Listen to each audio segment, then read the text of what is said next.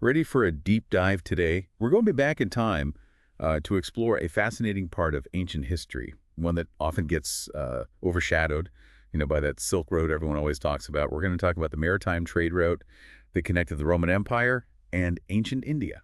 What's really interesting about this is that for centuries, the Indian Ocean was this like melting pot of cultures and commerce. Yeah, it was a real maritime superhighway connecting these two massive civilizations. And it's amazing to think that the Roman Empire's biggest trading partner wasn't actually China, like a lot of people think, but India. That's right.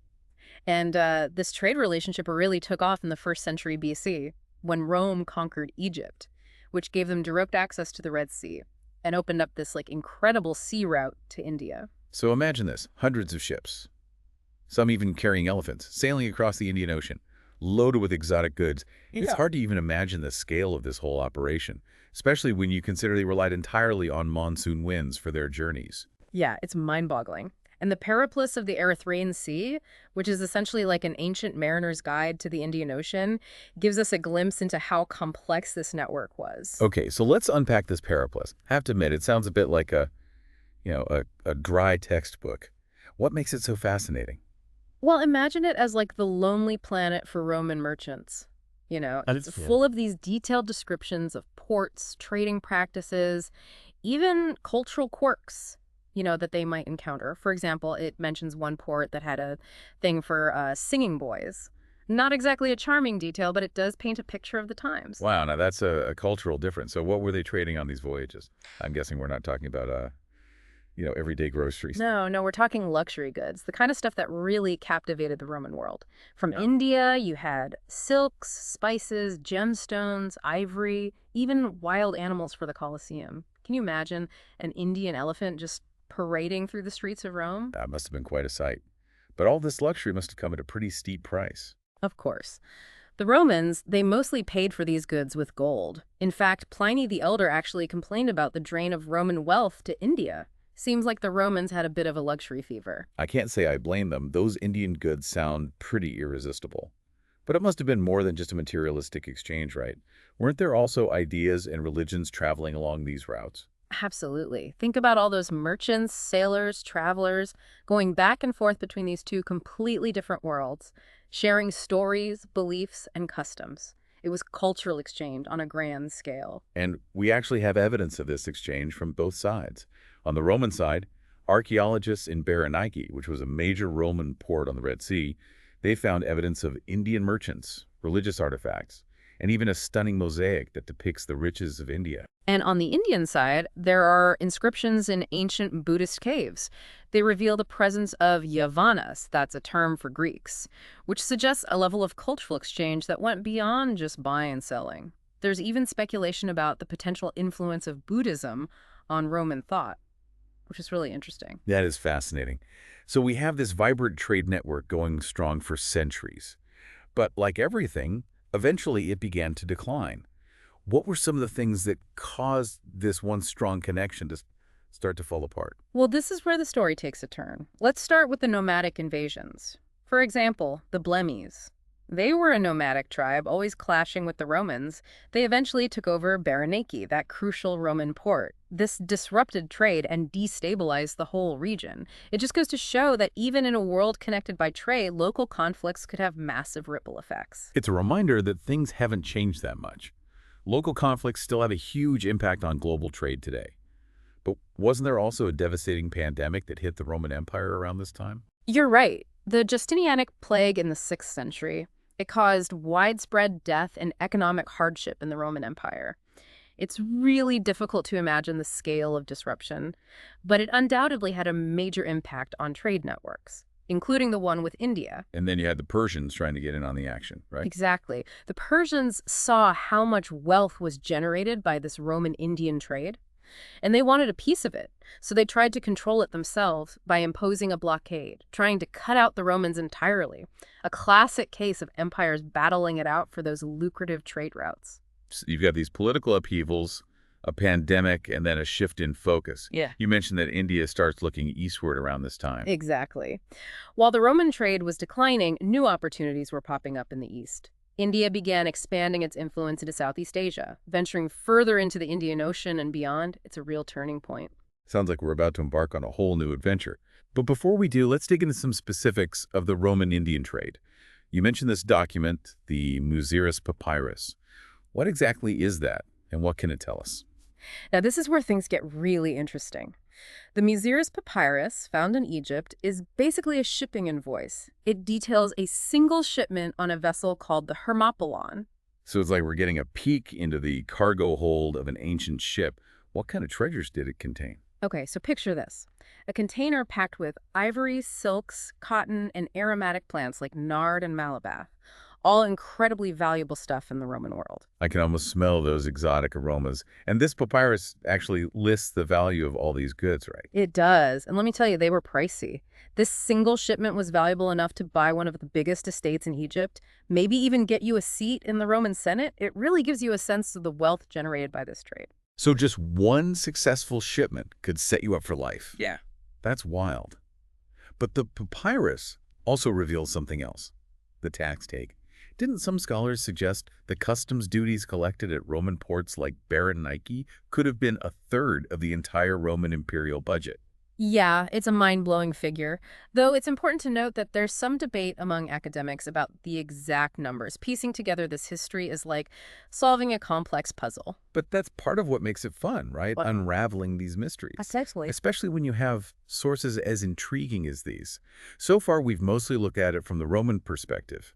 What about the Indian side of things? What were they looking for from the Romans? Well, according to Pliny the Elder, they were mainly interested in one thing: gold. He actually complained that India was becoming a black hole for Roman gold, just sucking it all up to pay for their exotic goods. It's a classic economic dilemma, isn't it? The demand for luxury goods driving the flow of wealth. But is there more to it? Did the Indians want anything besides Roman gold? That's a great question.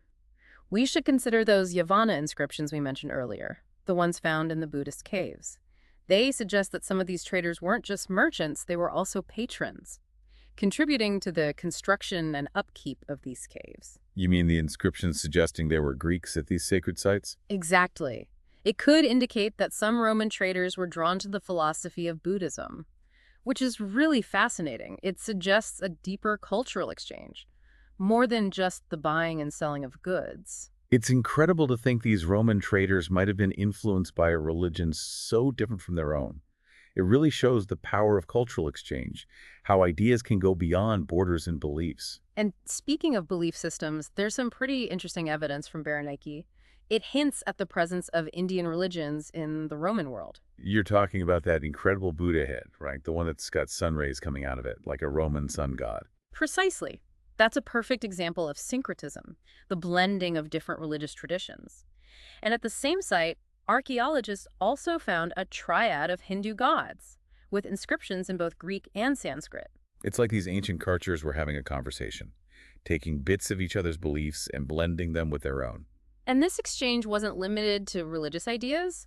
There's even evidence that the Romans might have built a temple dedicated to Augustus in the Indian port of Muziris. A Roman temple in the heart of ancient India. That challenges how we think about the boundaries of these empires. It's like a glimpse of globalization in the ancient world. It really is. And let's not forget about the religions moving from west to east as well. Christianity, for example, got a foothold in India through these trade networks. And we have sources like the Acts of Thomas, which tells a story of the Apostle Thomas bringing Christianity to India. And remember the Gospel of Thomas we talked about, the one discovered in Egypt? It also has connections to India, adding another layer to the story. So we have this fascinating web of religious exchange. Indian religions going to the Roman Empire, Christianity traveling east. It's a reminder that these ancient cultures were far more interconnected than we often realize. But before we get too caught up in this cultural exchange, let's take a step back and think about the political landscape of ancient India. Unlike the centralized Roman Empire, India was broken up into lots of different kingdoms. That's a crucial point. When the Chinese Buddhist monk Xuanzang traveled to India in the 7th century, he described it as having 70 states. 70 states. That paints a very different picture than a single unified empire. So how did this impact trade with Rome? Well, it means there wasn't one single authority controlling everything. Each kingdom had its own rulers, its own priorities, its own way of dealing with this Roman trade. So some kingdoms might have been really eager to do business with Roman merchants, while others were more hesitant or even resistant. That adds another layer of complexity. Absolutely. And unfortunately, the sources we have don't always give us clear answers. We see glimpses of cooperation between kingdoms, maybe to keep trade routes safe or to negotiate as a group with the Romans. Makes sense. There's strength in numbers, especially when you're dealing with a powerful empire like Rome. But at the same time, there were almost certainly rivalries between these kingdoms. They all wanted their share of the Roman wealth. So it's this balancing act. They need to cooperate to keep the trade flowing, but they're also competing with each other. Exactly. And we shouldn't forget that these Indian kingdoms weren't just sitting back and taking whatever the Romans offered. They were active players, setting terms, pursuing their own goals, and even influencing Roman tastes. That's a good point. We've been talking about what the Romans wanted, but what about the other side of that? What motivated the Indians in this trade? Well, Pliny might have complained about all that Roman gold flowing to India. But from the Indian point of view, that influx of wealth was probably a big motivator. It boosted their economies, and they could use it to fund big projects, like infrastructure and expanding their military. Makes sense. Gold was the currency of power. But besides the economic stuff, were there other things the Indian kingdoms were after in their interactions with Rome? Well, remember that trade isn't just about swapping goods, it's also about exchanging ideas, technologies, even cultural practices. So while the Indian merchants were happy to get Roman gold, maybe they were also interested in Roman innovations, things like metallurgy or shipbuilding techniques. Exactly. And let's not underestimate the intellectual and cultural exchange. Remember those Yavanna inscriptions? They hint that some Roman traders actually engaged with Indian religious and philosophical ideas. It's really interesting to think this trade route might have facilitated a two-way flow of ideas and beliefs. So while Indian spices and textiles were making their way into Roman cuisine and fashion, maybe Roman philosophical ideas were finding their way into Indian intellectual circles. It's definitely possible. And it just shows how trade can be a catalyst for all sorts of things, a real cross-pollination of cultures. It really changes how we understand this trade route. It's more than just buying and selling stuff. It's a complex web of interactions with far-reaching implications. And speaking of far-reaching implications, I'm curious about those Indian trading guilds you mentioned. How do they fit into all of this, and what role did they play in India's expansion eastward? Ah, the guilds. As the Roman trade declined and India started looking east, these guilds really came into their own. They were more than just groups of merchants, they were powerful entities with their own armies and huge networks. You said earlier they were almost like mini empires themselves. Exactly. And they were key in expanding Indian trade and cultural influence throughout Southeast Asia.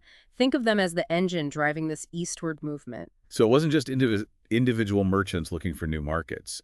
It was a more organized, deliberate effort led by these powerful guilds. Precisely.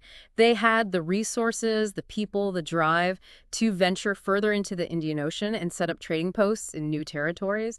And they brought more than just goods. They brought cultural and religious ideas from India with them. So it's like this wave of culture pushed by these trading guilds, washing over Southeast Asia and leaving a lasting impact. Incredible to think about the scale of their influence. It really is. And you can see the results of this cultural fusion all over Southeast Asia today, from those magnificent temples of Angkor Wat to the influence of Hinduism and Buddhism in the region. It sounds like we're about to go on a fascinating journey exploring this cultural exchange and the lasting impact of India on Southeast Asia. But before we do, I want to dig a bit deeper into the people behind all of this. We talk about empires and trade routes and economics, but what about the individuals who risked their lives on those long, dangerous journeys? What do we know about the lives of those ancient sailors? Ah, yes. It's important to remember that history is all about people in the end. And the stories of those who braved the open seas, navigating by the stars, connecting these distant worlds, those are amazing stories. What kind of sources do we have that give us a glimpse into their lives? I imagine it's tough to piece together those personal stories after all this time. You're right, it's not always easy, but there are some clues. For instance, there are those fascinating inscriptions found in the Buddhist caves at Sotra. That's an island off the coast of Yemen. Didn't you say Sotra was an important stop on this maritime route? Exactly. Ships could resupply there, sailors could rest up before continuing their journey, and those inscriptions mention Indian sailors and merchants. They give us a rare peek into their lives. It's amazing to think about those ancient mariners, navigating by the stars, riding the monsoon winds, connecting these far-flung parts of the world. Their stories really bring this ancient trade route to life. They do, and they remind us that this trade wasn't just about abstract forces like economics. It was about real people, their dreams, their challenges, their resilience. And often, those human stories reveal surprising connections and cultural exchanges. Speaking of unexpected connections, we've talked about the exchange of goods and ideas, but what about the impact on religion? We've touched on the evidence of Indian religions in Roman ports like Berenike, but I feel like there's a lot more to unpack there. Absolutely. Remember that multicultural Buddha head we talked about? And the triad of Hindu gods found at Berenike? They really challenge our assumptions about ancient cultures and show how religious ideas could travel huge distances, just like commodities. And then on the other side of that, we have Christianity moving eastward, establishing a presence in India through those same trade networks. Exactly. It's fascinating to see how these religious ideas adapted as they encountered new cultures, like the Gospel of Thomas with its links to both Egypt and India. So we have this intricate exchange of religions going on, a real blend of ideas and practices that shapes both India and the Roman world. It really highlights how connected the ancient world was. It does. It reminds us that even back then, cultural boundaries were fluid. Ideas, beliefs, practices, all flowing back and forth, creating this amazing mix of traditions and worldviews. Incredible to think how this trade network, which started as a way to get things like pepper and silk, ended up having such a huge impact on the religious and cultural landscape of both East and West. It really is. And as we dive deeper into India's expansion eastward, we'll see how this process of cultural exchange continued, leading to some of the most magnificent temples and artistic traditions in Southeast Asia. Sounds like we're about to start another fascinating chapter of this story. Can't wait to learn more about how India shaped Southeast Asia. So we've talked about all those riches flowing between Rome and India, from spices to elephants. But like any good story, this one has its twists and turns. The decline of this trade route is just as interesting as its rise. Yeah, it wasn't all smooth sailing forever. What were some of the main reasons why this connection started to fall apart? Well, those nomadic groups we talked about, like the Blemmies, they Uh-huh. played a big role. As they gained more power and control over key areas like the port of Berenike, it really disrupted trade, threw a wrench in the works. It really shows you that even back then, events happening far away could have these huge ripple effects. It's a reminder that being connected can also make you vulnerable. Exactly. And on top of those political shifts, we can't forget about disease. The Justinianic plague that hit the Roman world in the 6th century, that was absolutely devastating. It's hard to imagine the scale of the death and the economic hardship. It must have impacted everything, including long-distance trade. Absolutely. It's a reminder that even in ancient times, a pandemic could reshape the whole world. And then, of course, you've got these powerful empires like the Persians trying to get a piece of the action. Right, that classic power play. They see how profitable this trade is and want to cut out the Romans and control it all themselves. Exactly. So you have all these pressures building up on the Roman side. And at the same time, things are changing in India. Right, you mentioned earlier about India turning its attention eastward. It seems like as things were getting tougher with Rome, there were new opportunities opening up in the east. Precisely. The Roman connection was weakening, and India was strengthening its ties with Southeast Asia, both in trade and culturally. It's like one door closing and another one opening. It's fascinating how history is rarely straightforward. It's all these interconnected events influencing each other. But before we move too far east, I want to talk more about the Indian side of things. We've talked about empires and trade, but what was life actually like in ancient India during this time? It's important to remember that while we talk about India as one thing, it was actually incredibly diverse. Remember that Chinese monk Xuanzang? He said India was a land of 70 states. Wow, 70 states. That's a very different picture than a single empire. So how did all that affect their trade with Rome? Well, it meant there was no one central power calling the shots. Each kingdom had its own rulers, its own agenda, its own way of dealing with the Romans. So you could have some kingdoms that were eager to trade with Rome and others that weren't so keen. It makes things a lot more complicated. Definitely. And the sources we have don't always give us clear answers. We see signs of cooperation between kingdoms, maybe to protect trade routes or to team up when negotiating with the Romans. Makes sense there's strength in numbers, especially when you're dealing with an empire like Rome. But at the same time, you can bet there were rivalries. Each kingdom wanted a piece of that Roman wealth. So it's this constant balancing act. cooperate to keep the trade flowing, but also compete for your share of the profits. Exactly. And we shouldn't forget that these Indian kingdoms weren't just passively accepting goods from Rome. They were active participants, they set the terms, went after their own goals, and even influenced Roman tastes. Good point.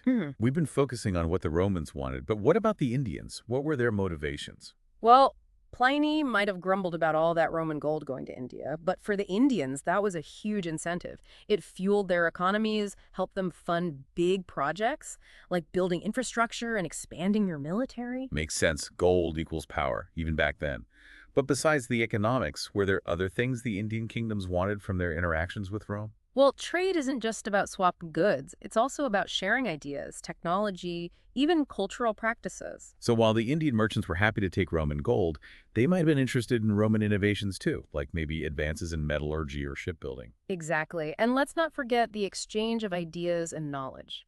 Those Yavanna inscriptions, remember, they suggest some Romans were really engaging with Indian philosophy and religion. It's amazing to think that this trade route could have facilitated a two-way flow of ideas. So while Indian spices and textiles are influencing Roman kitchens and wardrobes, maybe Roman philosophy is finding its way into Indian intellectual circles. It's certainly a possibility, and it highlights how trade can be a catalyst for all sorts of cultural exchange. It really changes how we think about this trade route. It's not just about the stuff they were buying and selling. It's a complex web of interactions with all sorts of implications. Speaking of which, I'm curious about those Indian trading guilds you mentioned. How do they fit into all this? And what was their role in India's move eastward? Ah, the guilds. As the Roman trade was declining and India started looking east, these guilds really came into their own. They weren't just groups of merchants. They were powerful players with their own armies and vast networks of influence. You said before they were almost like mini empires themselves. Exactly. And they were crucial in spreading Indian trade and culture throughout Southeast Asia. Think of them as the driving force behind this eastward expansion. So it wasn't just individual merchants seeking new markets. It was a more organized effort led by these powerful guilds. Exactly. They had the resources, the manpower, the ambition to venture further into the Indian Ocean and establish themselves in new areas. And they brought more than just goods. They brought Indian culture and religious ideas with them. So it's like this wave of Indian culture driven by these trading guilds spreading across Southeast Asia. It's amazing to think about the scale of their influence. It really is. And you can still see the results of this cultural fusion today, all over Southeast Asia, from those magnificent temples at Angkor Wat to the lasting influence of Hinduism and Buddhism. It sounds like we're about to embark on a fascinating exploration of this cultural exchange and the lasting impact of India on Southeast Asia. But before we do, I'm curious about the human side of all this. It's easy to get caught up in the big picture: empires, trade routes, economics. But what about the individuals who risk their lives on those long and dangerous journeys? What can you tell us about the lives of those ancient mariners? Ah, yes. It's crucial to remember that history is ultimately about people. And those who braved the open seas, navigating by the stars, connecting these faraway worlds, their stories are truly captivating. What kind of sources do we have that shed light on their lives? I imagine it's quite difficult to piece together their personal stories after all this time. You're right, it's not always easy. But we do have some clues. For example, there are these intriguing inscriptions found in the Buddhist caves at Sotra, an island off the coast of Yemen. Didn't you mention that Sotra was an essential stopping point on this maritime route? Exactly. It was a place for ships to replenish their supplies and for sailors to rest before continuing their journeys. And those inscriptions, they mention Indian sailors and merchants. They offer a rare glimpse into their world. It's incredible to imagine these ancient mariners navigating by the stars, riding the monsoon winds, connecting these distant worlds. Their stories truly bring this ancient trade route to life, don't they? They do. And they remind us that this trade wasn't just about abstract economic forces. It was about real people with their ambitions, their struggles, their incredible resilience. And these human stories often reveal unexpected connections and cultural exchanges that we might not anticipate. Speaking of unexpected connections, we've discussed the flow of goods and ideas, but what about the impact of this trade on religion? We've touched on the presence of Indian religions in Roman ports like Berenike, but it feels like there's much more to this story. Absolutely. Remember that fascinating multicultural Buddha head and that triad of Hindu gods found at Berenike? They really make us rethink the boundaries of ancient cultures and demonstrate how religious ideas, just like goods, could travel vast distances. And on the flip side, you have Christianity making its way eastward, establishing itself in India through these same trade networks. Exactly. It's a fascinating example of how religious ideas adapt and evolve as they encounter new cultures and belief systems. We see this with the Gospel of Thomas, with its connections to both Egypt and India. So we have this intricate tapestry of religious exchange, this cross-pollination of ideas and practices that influenced the spiritual landscape of both India and the Roman world. It really highlights how interconnected the ancient world was, doesn't it? It does, and it reminds us that even in ancient times, cultural boundaries were fluid and porous. Ideas, beliefs, and practices flowed back and forth, creating this vibrant mix of traditions and perspectives. It's incredible to think how this trade network, which started as a means to exchange exotic goods, ultimately had such a significant impact on the religious and cultural landscape of both the East and the West. It really is. And as we delve deeper into India's eastward expansion, we'll see how this process of cultural exchange continued, leading to the creation of some of the most magnificent temples and artistic traditions in Southeast Asia. It sounds like we're about to embark on another captivating chapter in this story. I can't wait to explore how India's influence shaped the cultural landscape of Southeast Asia. All right, so we've crossed the Indian Ocean, traced the rise and fall of empires, and even seen elephants on ships. Now we're heading east to see how this ancient trade network led to this flourishing of Indian culture in Southeast Asia. It really is quite a transformation. Like we talked about, when the Roman trade started to decline, India's focus shifted towards the east. It wasn't just about finding new markets, it was this whole cultural wave. Religion, art, political ideas, all of it. And remember those powerful trading guilds we talked about? They were really the ones driving this expansion. It's like they were cultural ambassadors as well as merchants, weren't they? Exactly. They had the resources, the ships, those vast networks, and they used their influence, setting up trading posts, making alliances. They really paved the way for Indian culture to take root in these new places. So what's the most obvious example of this? I have to say, when I think of ancient Southeast Asia, those incredible temples like Angkor Wat immediately come to mind. Angkor Wat. It's truly an architectural masterpiece, a testament to that enduring Indian influence. But it's not just a straight copy of Indian styles. Southeast Asian cultures took those influences and really made them their own, creating something unique. It's like a recipe. You take the basic ingredients and add your own spices to create something new. What were some of the ways this cultural blending showed up? Well, look at the religions. Hinduism and Buddhism, both originally from India, spread throughout Southeast Asia. But they didn't stay the same. They evolved, blended with local beliefs, deities, and rituals. So you might have a temple dedicated to a Hindu god, but the way it looks, the stories they tell, even the way they perform rituals, could have all these distinct Southeast Asian elements mixed in. Exactly. It's a two-way street. Cultures don't just passively absorb influences, they shape and change them. And the results are incredibly rich and diverse. It shows that cultural exchange isn't about one culture taking over. It's this dynamic back and forth that benefits everyone involved. Exactly. It's a reminder that even in the ancient world, cultures weren't isolated. They were constantly interacting, borrowing, adapting, creating this interconnected web of traditions. So this trade route, which started as a search for spices and silks, ended up causing this huge cultural shift. It's still impacting us today. Makes you wonder, what were some of the more subtle ways this Indian influence played out? Well, think about language. Sanskrit, that ancient language of India, a huge impact on so many Southeast Asian languages. Even today, you find traces of Sanskrit in languages like Thai, Khmer, Javanese. So words for things like religion, government, art, they could have Sanskrit roots even though the languages themselves sound completely different. That's amazing. It is. And it's not just words. The concept of a god king, so common in Southeast Asian history, that has clear links to Indian political thought. So the idea that the ruler is both a political leader and a divine figure, embodying that cosmic order, that's an Indian concept. Exactly. And these ideas weren't just forced on Southeast Asia. They adapted them, reinterpreted them to fit their own context, created these hybrid systems of government. So temples, languages, political systems. Really remarkable how deeply this Indian influence reached into these societies. And don't forget the arts. Dance, music, sculpture, storytelling. Indian artistic traditions had a massive impact. Look at Indonesian shadow puppetry or the classical dance forms of Thailand. You can see clear connections to India's artistic heritage. It reminds us that cultural exchange isn't just about ideas, it's about beauty and creativity passing between people.